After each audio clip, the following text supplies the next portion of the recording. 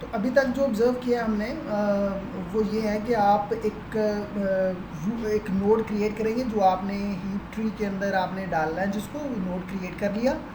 और फिर डिटरमिन करना है आपने उस नोड की पोजीशन कौन सी है, वो बताएगा काउंटर। काउंटर के अगर पहले ट्री के अंदर 10 नोड क्रिएट हो चुके हैं और ये नया 11वां नोड है जिसको आपने इंसर्ट करना है, तो 11 की जो बाइनरी है वो कैलकुलेट करें, और पहले 1 के बाद आगे 101 जो भी बनता है वो आप रूट से लेफ़्ट राइट मूव होते हुए उस लोकेशन पे जाएंगे। उस लोकेशन पे जाके आपने जो नया नोड है वो वहाँ पे इंसर्ट करना है। इंसर्ट करने के बाद ये मुमकिन है कि पेरेंट की वैल्यू वो छोटी हो जाए और जो चाइल्ड की वैल्यू है उनमें से दोनों चाइल्ड लेफ़्ट राइट उसकी किसी एक की वैल्यू जो है ना वो बड़ी हो जाए। अगर ऐसा केस होगा तो जो दोनों चिल्ड्रन में जिसकी वैल्यू सबसे बड़ी है वो अपने पेरेंट के साथ वो वैल्यू रिप्लेस होगी, और फिर ये प्रोसेस जो है ना वो चल पड़ेगा टिल रूट। तो ऊपर जाते हुए हर पेरेंट अपने चाइल्ड की तरफ देखेगा। अगर तो चाइल्ड में कोई पेरेंट से बड़ी वैल्यू है तो वो स्वैप हो जाएगी, नहीं तो आप ऊपर मूव करते करते रूट की तरफ जाएंगे और जहाँ ज़रूरत है वहाँ स्वैपिंग करते चले जाएंगे। तो इस तरह से हमारी जो एक हीप है वो क्रिएट हो जाएगी। अब यहाँ पे हम ये एल्गोरिदम है उसको ज़रा थोड़ा सा सिमुलेशन क्रिएट करके देखते हैं। तो अगर आपको कहा जाए कि जी ये कुछ नंबर हैं इनसे हीप क्रिएट करें, तो फर्स्ट नंबर इज़ 70 जो कि रूट बनेगा, आप देख रहे हैं। That 145 is a second number, तो काउंटर 2 हो गया, तो 2 की जो बाइनरी होगी वो 0010। तो आफ्टर 1 तो बाकी पीछे बच जाता है 0। तो इसका मतलब है कि रूट से 0 का मतलब है कि लेफ़्ट जाए, तो 0 से रूट से लेफ़्ट पे जाए तो 45 आपने ऐड कर दिया। और फिर आपने देखा कि क्या इसका जो चाइल्ड है, अभी सिर्फ ट्री के अंदर 2 नोड हैं 70 एंड 45। तो 45 अपने पेरेंट से छोटा है तो स्वैपिंग करने की ज़रूरत नहीं, ये यहाँ तक ये परफेक्ट हीप है। द नेक्स्ट नंबर इज़ 40 जो कि तीसरा नंबर है। तो तीसरे नंबर की जो बाइनरी है दैट इज़ 0011। तो पहले 1 के बाद अगर यहाँ देखें तो पहला 1 ये है, तो इस 1 के बाद एक ही 1 बनता है। तो इसका मतलब है कि आपने रूट के राइट पे जाके ये 40 इंसर्ट कर देना है। तो 40 इंसर्ट कर दिया। अब हमने दोनों चाइल्ड को कंपेयर कर लिया, दोनों चाइल्ड अपने पेरेंट्स से छोटे हैं, तो यहाँ तक ये परफेक्ट हीप है, कोई रोटेशन स्वैपिंग की ज़रूरत नहीं है, it's fine. The next node is 50।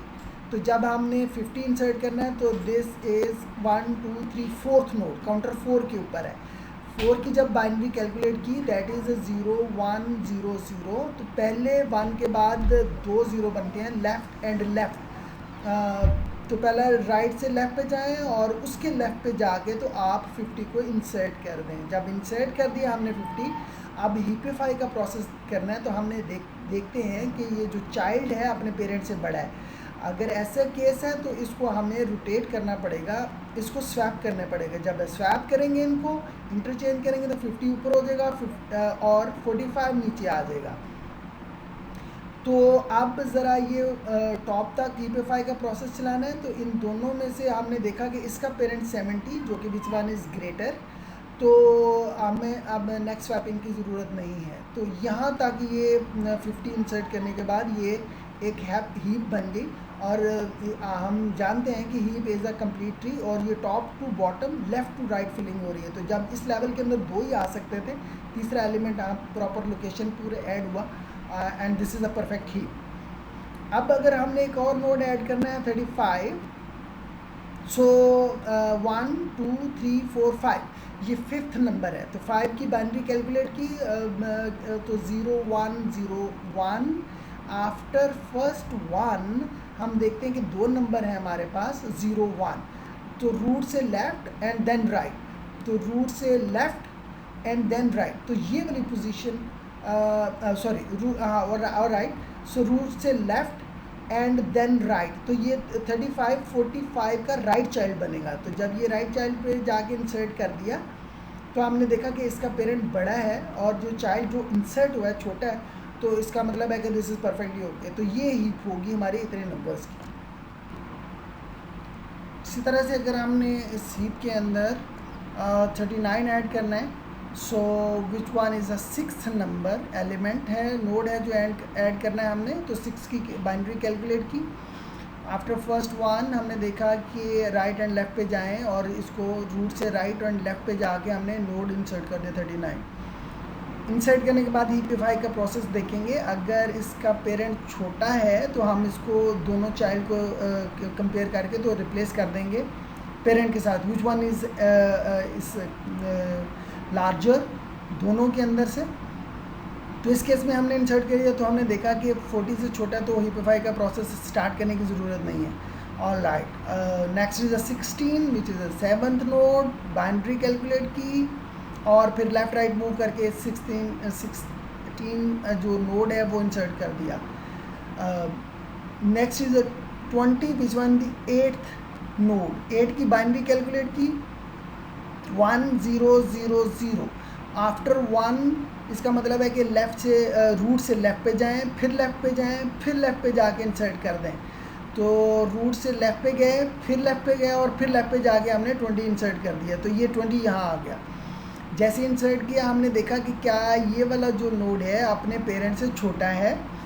अपने पेरेंट से छोटा है तो हीपिफाई का प्रोसेस स्टार्ट करने की ज़रूरत नहीं है. अगर ये बड़ा है तो फिर इसके पेरेंट के दोनों चिल्ड्रन के अंदर कंपेयर करेंगे. विच वन इज़ लार्जर, वो उसको हम रिप्लेस करेंगे फिर उसके साथ अपने पेरेंट के साथ. तो यहाँ पे इस ऑल इज़ वेल.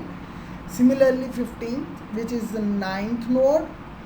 तो 9 ये कह रहा है, बाइनरी ये कह रही है कि रूट से लेफ़्ट पे जाएं, फिर राइट पे जाके ऐड कर दें, फिर रूट से लेफ़्ट और राइट पे जाके 15 ऐड कर दें.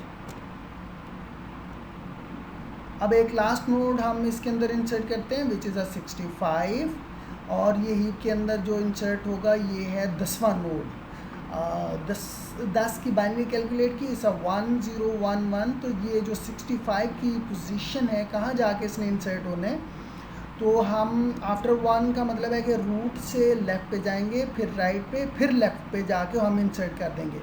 तो अगर देखें तो हम पहले पोजीशन पे जाएंगे, रूट से लेफ़्ट पे गए, फिर राइट पे गए, फिर लेफ़्ट पे जाके हमने 65 को ऐड कर दिया. जैसे ही हमने ऐड कर दिया हमने हीपिफाई का प्रोसेस शुरू कर देना है. आप देखते हैं कि इसके अंदर से अगर तो चाइल्ड बड़ा है अपने पेरेंट से तो रिप्लेस कर देंगे, और अगर आपने रिप्लेस कर देंगे तो 65 स्वैप हो जाएगा. तो ये यहाँ चलेगा, 35 नीचे आ जाएगा.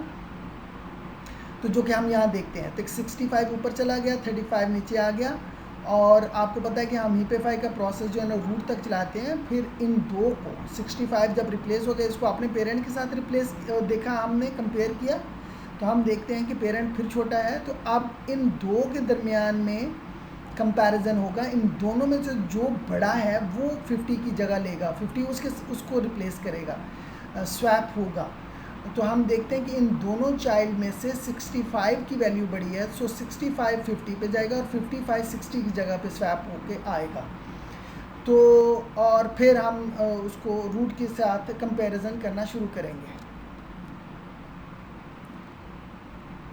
तो जब आपने का स्वैप कर दिया तो हम देखते हैं कि ये 50 जो है ना नीचे आ गया और 65 यहाँ आ गया.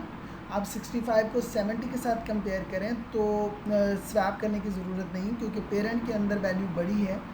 So this is a perfect heap और ये कंप्लीट ट्री भी है, कंप्लीट बाइनरी ट्री भी है. अब अगर हम जैसे कि हमने पहले देखा कि ये हीप के अंदर जो नोड है दैट इज़ अ 1, बिकॉज इसके जो नंबर्स हैं वो बेसिकली काउंटर जो है वो बता रहा है कि इसके अंदर कितने एलिमेंट्स मौजूद हैं. और अगर जो नया नोड होगा वो भी काउंटर ही पोजीशन बताता है कि कौन सी पोजीशन पे जाएगा, क्योंकि बाइनरी कैलकुलेट करने के बाद हम उस लोकेशन पे पहुंचते हैं.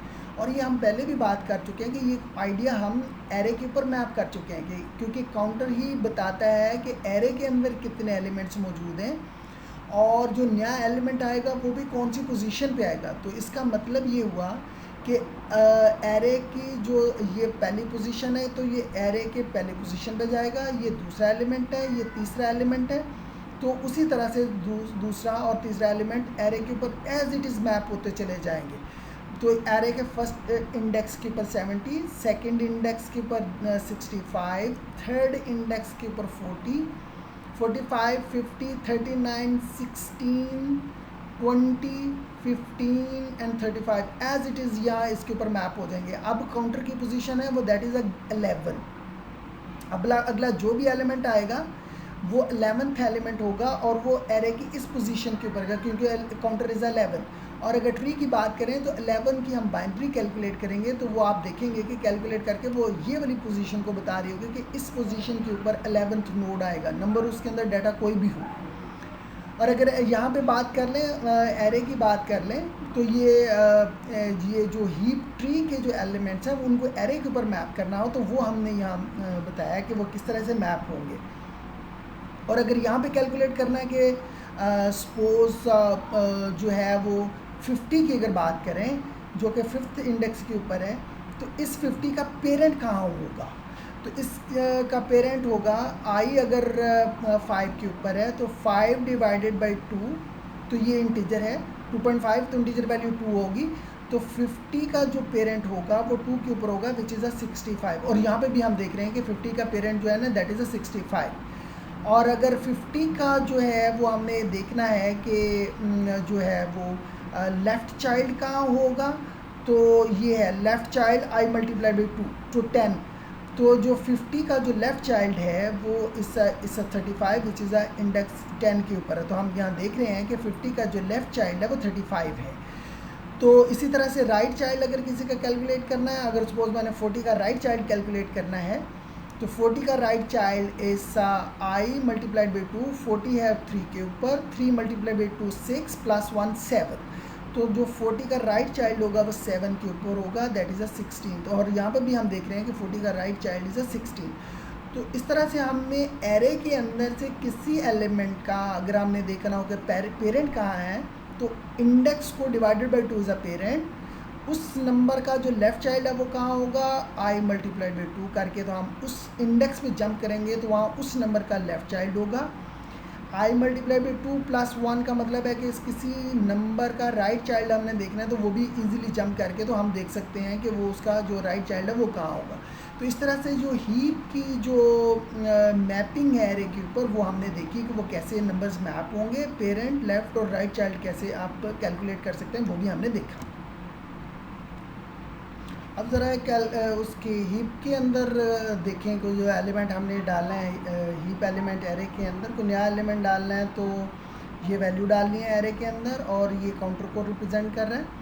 आपने काउंटर के ऊपर वैल्यू डाली और फिर आपने जो है वो हाफ टाइम जो है वो आइट्रेशंस देनी है बिकॉज हीप के केस में आप लेफ़्ट जो है ना सब ट्री या राइट सब ट्री की तरफ जितने देख रहे हैं और उसको सबमिट करना है हमने किसी नोड के ऊपर लीफ नोड के ऊपर इंसर्शन करने के बाद रूट तक चलाना है। तो हाफ ट्री को हमने सर्च करना है और फिर आपने उसके पेरेंट कैलकुलेट कर लिया और जब तक ये ज़्यादा है ग्रेटर रहे 0 से बिकॉज एरे जो है वो हमने 0th एलिमेंट के अंदर कोई ऐड नहीं करे और ट्री के अंदर भी जो रूट नोड है वो हमारा फर्स्ट नोड कंसिडर होता है। सो इस ग्रेटर जे इसलिए हमने ग्रेटर दैन 0 रखा और जो कि पेरेंट को रिप्रेजेंट कर रहा है। अगर पेरेंट छोटा है जो आपने इंसर्शन की है उससे तो आपने दोनों को स्वैप कर देना है एंड ये प्रोसेस करते जाना है जब तक कि रूट अचीव नहीं हो जाता। इस तरह से आप सारे जो नोड हैं जहाँ जहाँ वो आपकी जो चाइल्ड है वो पेरेंट से बड़ा होगा, चाइल्ड बड़ा होगा अपने पेरेंट से तो वो रिप्लेस होते चले जाएंगे। इस तरह से सारे नंबर अरेंज हो जाएंगे आपके एरे के अंदर।